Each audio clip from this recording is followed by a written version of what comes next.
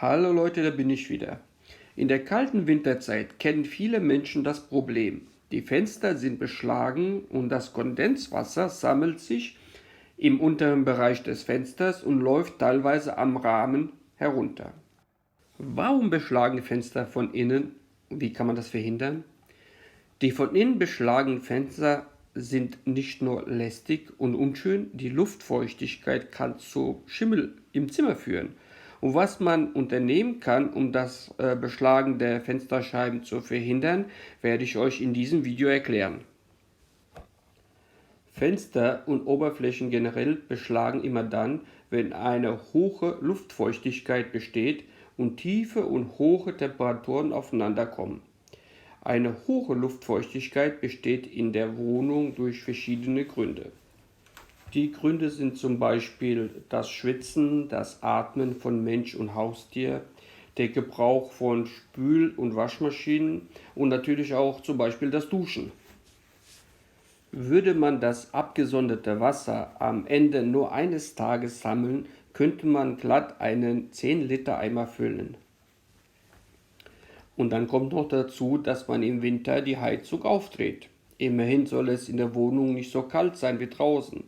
Es liegt also ein großer Temperaturunterschied zwischen der Temperatur innen und der Temperatur draußen. Nun treffen beide Temperaturen gepaart mit hoher Luftfeuchtigkeit an das Fenster aufeinander.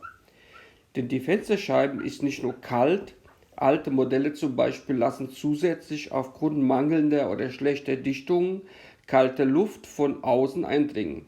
Das Wasser der Luft kondensiert am kältesten Punkt der Wohnung.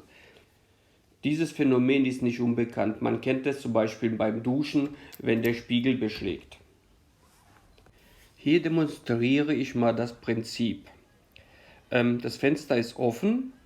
Aus der Wohnung dringt warme, feuchte Luft und trifft auf die kalte Scheibe.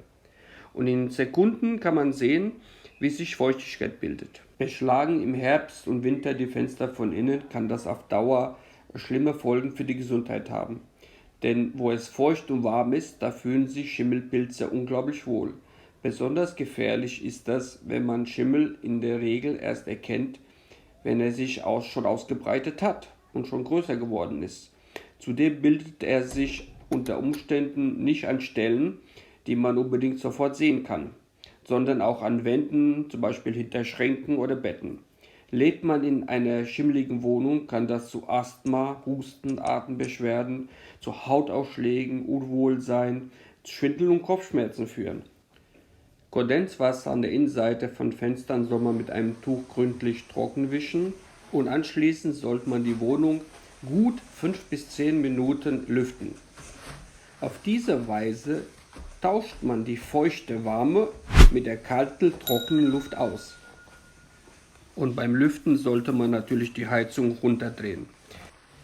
Es empfiehlt sich, das Ganze 2 bis 4 Mal am Tag zu wiederholen, um wirklich die Feuchtigkeit aus der Wohnung zu bekommen.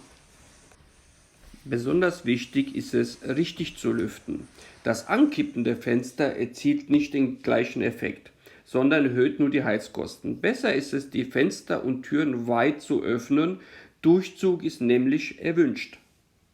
Um sicherzustellen, dass sich kein Kondenswasser am Fensterrahmen bildet, kann man auch zusätzlich Luftentfeuchter aufstellen. Die werde ich in der Videobeschreibung verlinken. Ja, das war's auch schon. Ich hoffe, das Video hat euch geholfen und gefallen. Wenn ja, würde ich mich über Kommentare, einen Daumen nach oben und natürlich über ein kostenloses Abo freuen. Danke und bis zum nächsten Mal. Ciao.